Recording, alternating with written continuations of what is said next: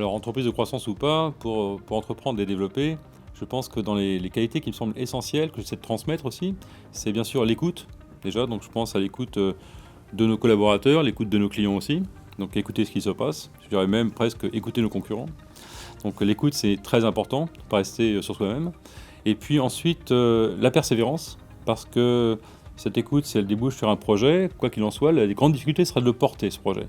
Et pour ça, il faut une persévérance à toute épreuve quand on entreprend, parce que l'entreprise est un parcours long, et c'est un parcours qui a beaucoup d'obstacles, beaucoup de difficultés. C'est pour ça aussi qu'il n'y a pas que du succès donc, dans les entreprises, dans les projets. La grande difficulté, c'est pour ces projets. Et donc, avec la persévérance, je rajouterais le pragmatisme, donc, qui est un peu l'unité de mesure, la méthodologie qui permet de tout appréhender. Donc, aussi bien les problèmes qui passeront que les succès dont on peut se réjouir, mais qui ne sont aussi qu'un succès à un instant. Donc, il faut être pragmatique, il faut déjà penser aux futurs projets, au futur développement.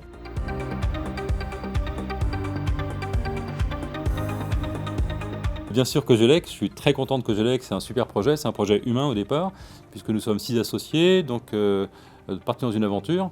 Donc ça, c'était vraiment un projet assez fabuleux, assez improbable au départ. Donc 19 ans après, nous sommes toujours associés, nous sommes toujours ensemble, travaillons toujours ensemble, donc c'est une belle histoire. Donc on a toujours travaillé par consensus. Donc ça aussi, donc dans la gestion du groupe d'associés, ça m'a semblé très important. Il ne faut pas oublier que beaucoup de déchets d'entreprise sont liés à des conflits d'associés, donc c'est pas anodin.